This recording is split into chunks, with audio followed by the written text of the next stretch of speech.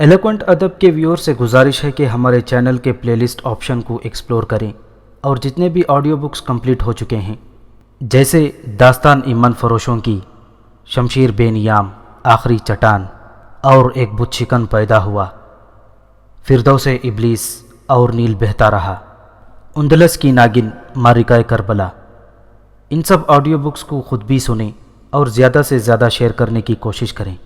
یہی ہمیں سپورٹ کرنے کا بہترین طریقہ ہے۔ جزاک اللہ۔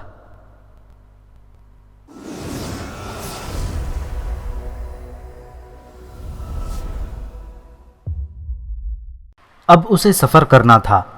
اس سفر کے لیے اس نے ایک بیگ تیار کر لیا جس میں انتہائی ضرورت کی چیزیں رکھی گئیں۔ اشیاء رکھے جانے کے باوجود یہ بیگ اتنا ہلکا تھا کہ وہ اسے کندھے پر لٹکا کر بآسانی میلوں چل سکتی تھی۔ اسے اندازہ نہیں تھا کہ اسے کسی قسم کا سفر درپیش ہوگا۔ اپنے طور پر اس نے سوچ لیا تھا کہ اگر اسے پیدل بھی چلنا پڑے تو اس کا بیگ اس کے لیے رکاوٹ نہ بنے۔ اپنے مشن پر جانے سے پہلے اس نے آج کی شام کھلی فضا میں گزارنے کا پروگرام بنایا۔ پہلے اس نے خالہ فرزانہ کو راضی کیا۔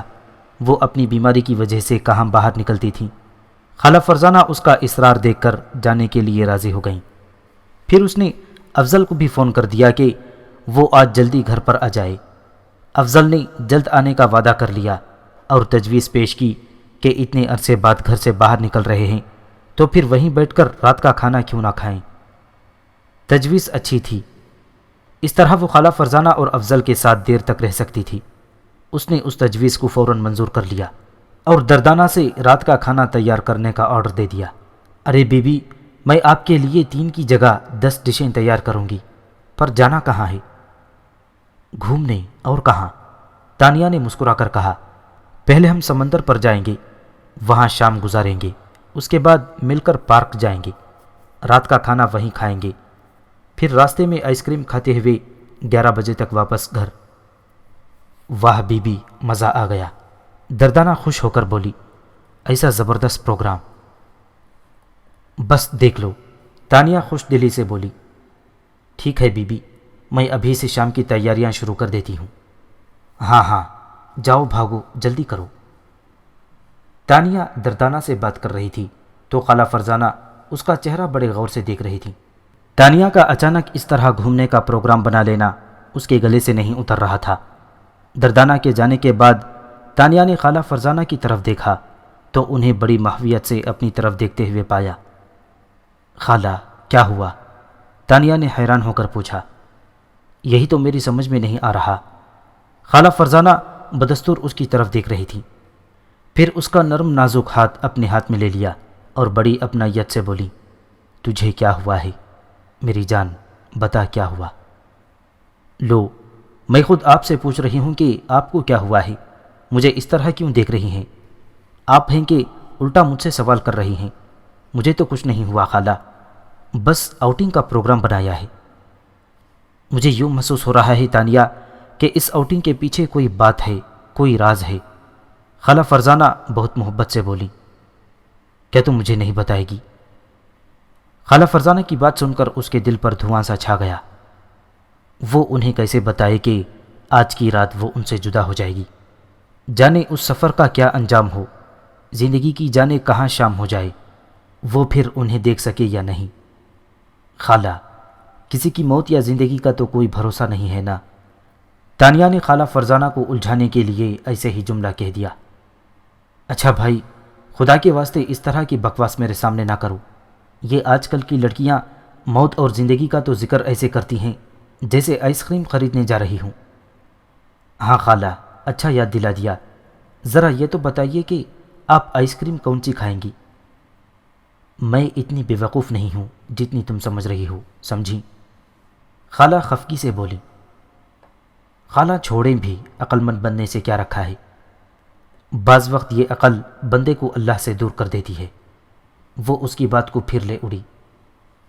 خالہ فرزانہ سمجھ گئیں کہ اگر کوئی بات بھی ہے تو تانیہ اسے بتانے کے لیے تیار نہیں، لہٰذا انہوں نے پلٹ کر اس کی بات کا کوئی جواب نہیں دیا۔ وہ پاندان کھول کر اپنے لیے پان بنانے لگی۔ خالہ، پان میں بھی کھاؤں گی، تانیہ بڑی چاہت سے بولی۔ ہاں ضرور، کیوں نہیں، انہوں نے اسے محبت سے دیکھا۔ ہائے خالہ، آپ کتنی اچھی ہیں، یہ کہہ کر وہ ان سے لپٹ گئی۔ پھر جانے کیوں اس کی آنکھیں آنسوؤں سے بھر گئیں۔ وہ تو اچھا ہوا کہ اس کا چہرہ ان کی طرف نہ تھا۔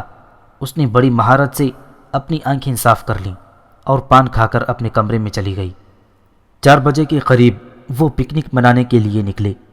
افضل کے برابر والی سیٹ پر خالہ فرزانہ بیٹھ گئیں اور پیچھے تانیہ اور دردانہ نے نشستیں لے لیں۔ پہلے سمندر کی طرف رخ کیا گیا، وہاں سورج غروب ہونے تک رہے، کچھ کھایا پیا گیا، تصویر کشی کی گئی۔ اس کے بعد چاروں نے ہل پارک کا رخ کیا۔ خالہ فرزانہ کیونکہ زیادہ چل پھر نہیں سکتی تھیں، اس لیے ایک اچھی سی جگہ منتخب کر کے بڑی سفید چادر بچھا دی گئی۔ پاس ہی خوردونوش کا سامان رکھ دیا گیا۔ دردانہ خالہ فرزانہ کے ساتھ بیٹھ گئیں۔ وہ دونوں چہل قدمی کے لیے نکل گئیں۔ 9 بجے کے قریب انہوں نے کھانا کھایا۔ دردانہ نے کھانا بہت توجہ سے بنایا تھا، اس لیے بہت مزیدار تھا۔ سب نے خوب ڈٹ کر کھایا، خوب گپیں ہانکی۔ پھر راستے میں ایک جگہ رک کر آئس کریم کھائی اور یوں یہ لوگ 11:15 بجے تک گھر پہنچ گئے۔ تانیہ نے اس آؤٹنگ کو بہت زیادہ انجوائے کیا۔ اس کا تو واپس آنے کو جی نہیں چاہ رہا تھا، مجبوری تھی، گھر کو تو واپس آنا ہی تھا، اور وہ بھی ایک مقررہ وقت سے پہلے۔ اس مقررہ وقت پر اس پراسرار کمرے میں جو داخل ہونا تھا۔ اس خوشگوار رات کی صبح بڑی ہولناک تھی۔ خالہ فرزانہ فجر کے وقت اٹھنے کی عادی تھیں۔ حسب معمول اذان کی آواز پر ان کی آنکھ کھل گئی۔ وہ فوراً اٹھ کر بیٹھ گئیں۔ واش روم میں جا کر وضو کیا، نماز پڑھی، تھوڑی دیر قرآن شریف کی تلاوت کی، پھر اپنے بیڈ پر لیٹ گئیں۔ جب سے اٹھی تھیں ان کی عجیب حالت ہو رہی تھی، دل پر ایک گھبراہٹ طاری تھی۔ ان کی سمجھ میں نہیں آ رہا تھا کہ کیا مسئلہ ہے۔ شاید رات کی آؤٹنگ کی وجہ سے ایسا ہوا تھا۔ رات کو انہوں نے کھانا بھی کچھ زیادہ ہی کھا لیا تھا۔ ممکن ہے بلڈ پریشر ہائی ہو گیا ہو۔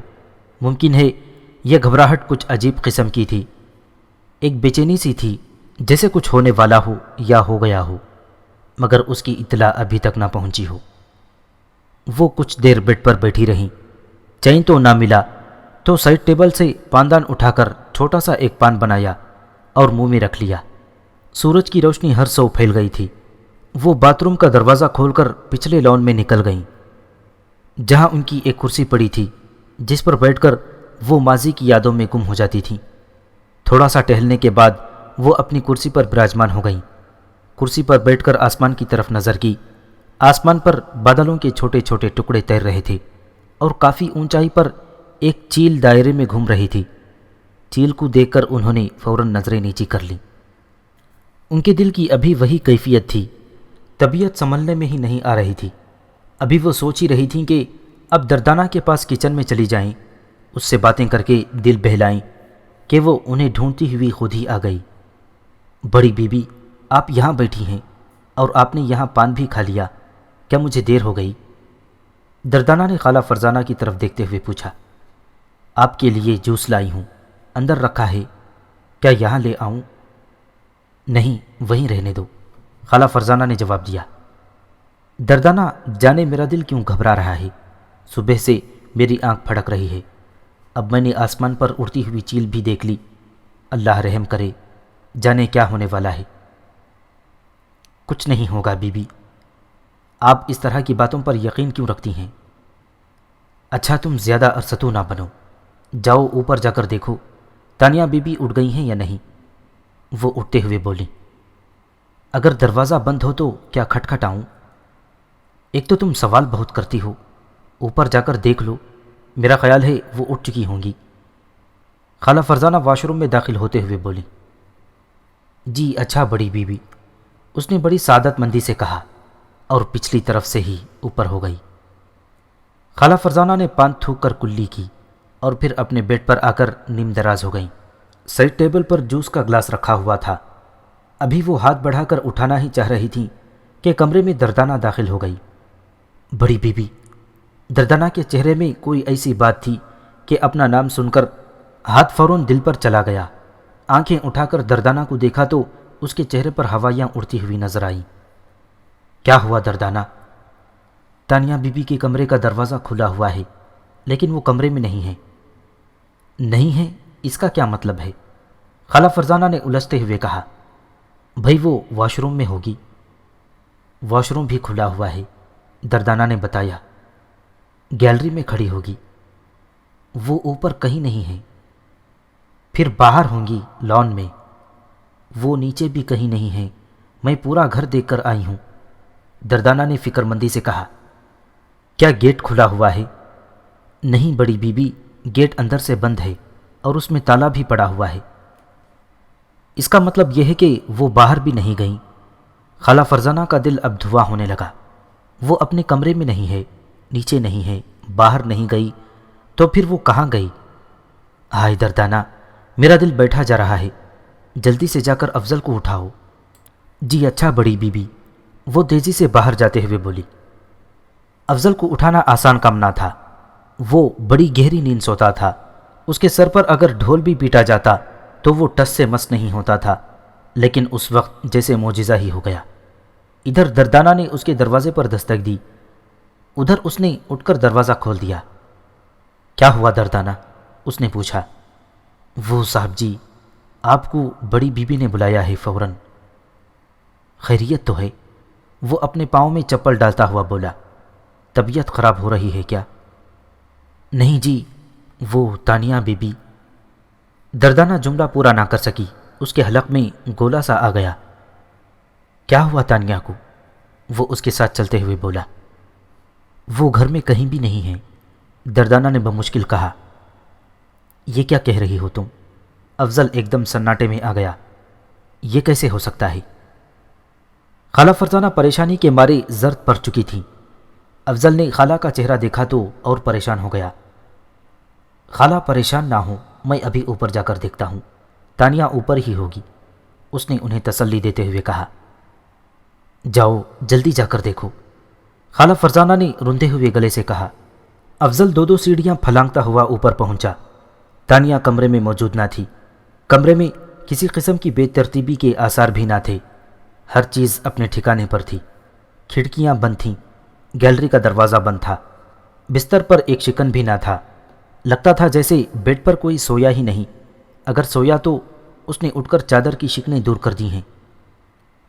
افضل نے چاروں طرف نظریں دوڑائیں کہ کوئی ایسا سراغ مل جائے جس سے اندازہ ہو سکے کہ وہ کہاں گئی ہے۔ کہیں کچھ نظر نہ آیا، سو اس نے تکیہ ہٹا کر دیکھا۔ تکیے کے نیچے ایک کاغذ رکھا ہوا تھا، وہ تانیہ کا خط تھا، خالہ فرزانہ کے نام۔ افضل اس خط کو پڑھتا ہوا نیچے اتر آیا اور اسے خالہ فرزانہ کے سامنے رکھ دیا۔ خالہ فرزانہ نے بے چین ہو کر اپنا چشمہ تکیے کے نیچے سے نکالا اور جلدی سے آنکھوں پر لگا کر خط پڑھنے لگی۔ لکھا تھا، پیاری خالہ، میں جا رہی ہوں، کہاں جا رہی ہوں معلوم نہیں، کس کے ساتھ جا رہی ہوں یہ بھی معلوم نہیں، کب واپس آؤں گی میں نہیں جانتی، لیکن اتنا ضرور جانتی ہوں کہ میں واپس آؤں گی۔ میرے ساتھ میرا بھائی محسن راؤ ہوگا، آپ میرا انتظار کریں اور پریشان بالکل نہ ہوں، آپ کی تانیہ۔ یہ ایک عجیب و غریب خط تھا، سب کو چکرا دینے والا۔ افضل اور خالہ فرزانہ سر پکڑ کر بیٹھ گئے تھے۔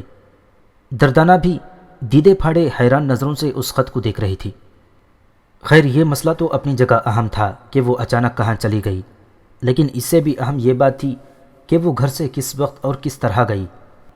گھر کا گیٹ جوں کا توں بند تھا، بس ایک ہی راستہ ہو سکتا تھا کہ وہ گھر کے احاطے کی دیوار جو 6 فٹ سے اونچی تھی اسے پھلانگ کر باہر چلی جائے، لیکن تانیہ جیسی نرم و نازک لڑکی کے لیے 6 فٹ اونچی دیوار پر چڑھنا اور پھر گھر کے باہر کودنا کوئی آسان کام نہ تھا۔ وہ گھر کے باہر گئی کب تھی؟ وہ تو گھر کے اندر ہی سے کہیں گم ہو گئی تھی۔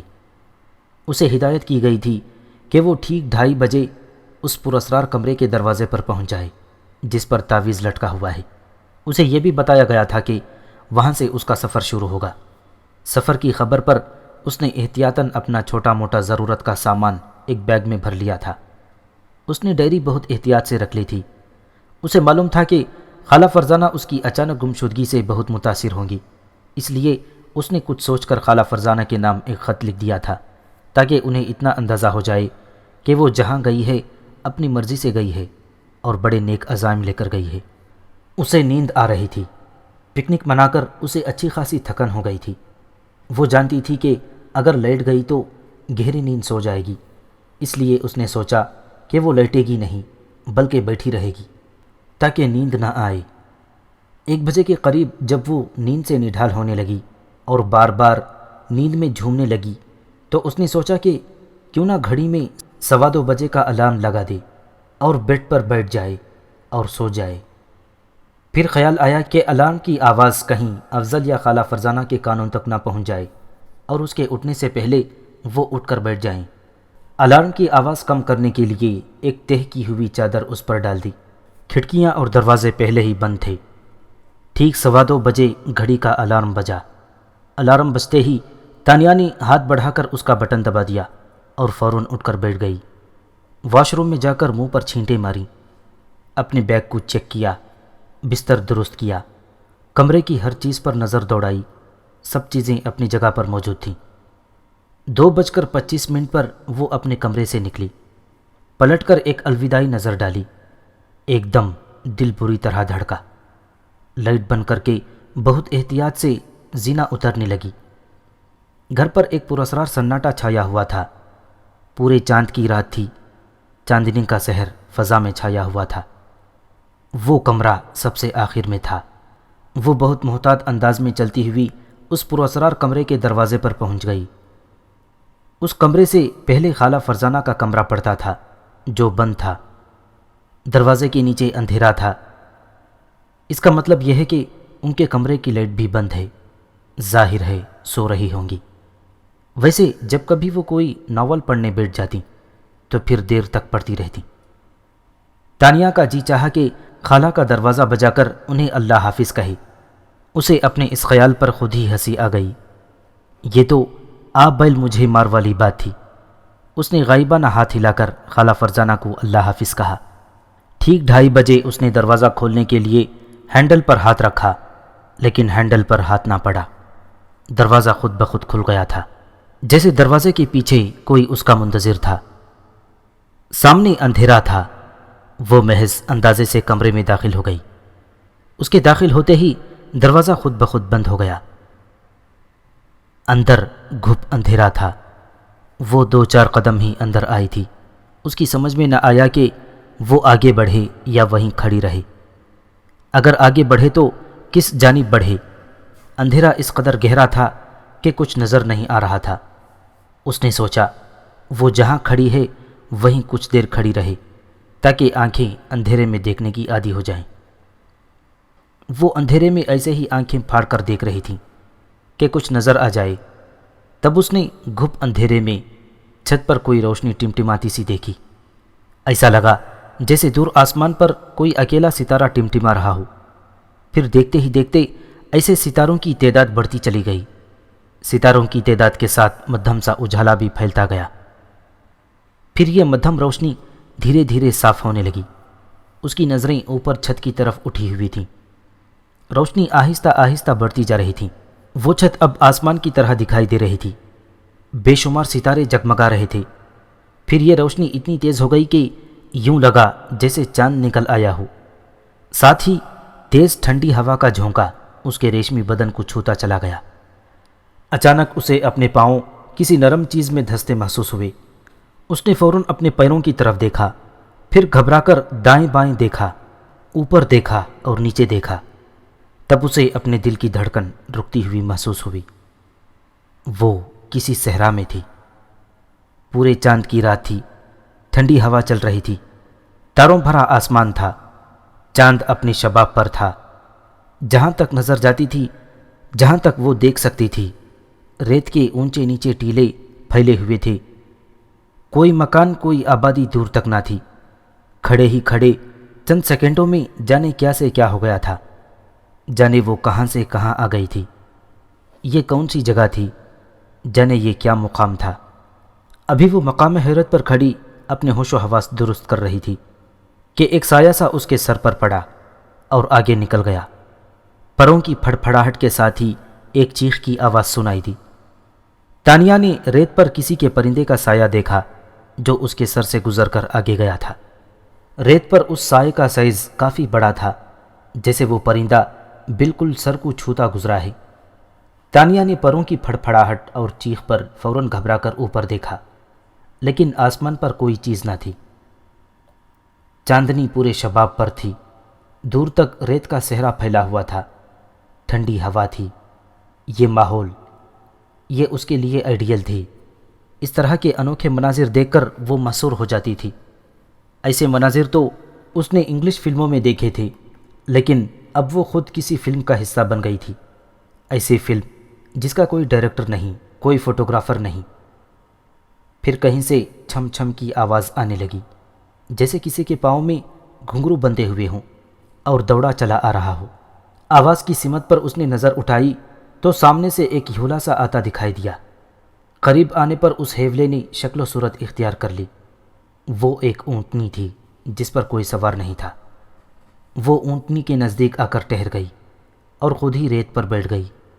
تانیہ تذبذب میں مبتلا ہو گئی، جانے یہ اونٹنی کہاں سے آ گئی ہے اور یہ یہاں کس لیے بیٹھ گئی ہے۔ تب کہیں نزدیک سے ایک آواز آئی، اونٹنی پر بیٹھ جاؤ، یہ تمہارے لیے بھیجی گئی ہے۔ تانیہ نے گھوم کر چاروں طرف دیکھا، آواز والا کہیں دکھائی نہ دیا۔ وہ دھڑکتے دل کے ساتھ اونٹنی پر بیٹھ گئی۔ تانیہ کے بیٹھتے ہی اونٹنی کھڑی ہو گئی، اگرچہ اونٹنی بہت احتیاط سے اٹھی تھی، پھر بھی تانیہ آگے پیچھے جھول کر رہ گئی۔ چاند کے رخ اونٹنی نے چلنا شروع کر دیا۔ کچھ دیر بعد اس نے اپنی رفتار بڑھائی اور دیکھتے ہی دیکھتے وہ ہوا سے باتیں کرنے لگی۔ رات کا وقت تھا، اونٹنی کی سواری، چاندنی رات، لقودق صحرا اور ایک حسین ترین لڑکی۔ عجیب منظر تھا، کوئی انسان بھی اس منظر کو دیکھ لیتا تو دم بخود رہ جاتا، لیکن یہاں تو دور تک کوئی انسان نہ تھا۔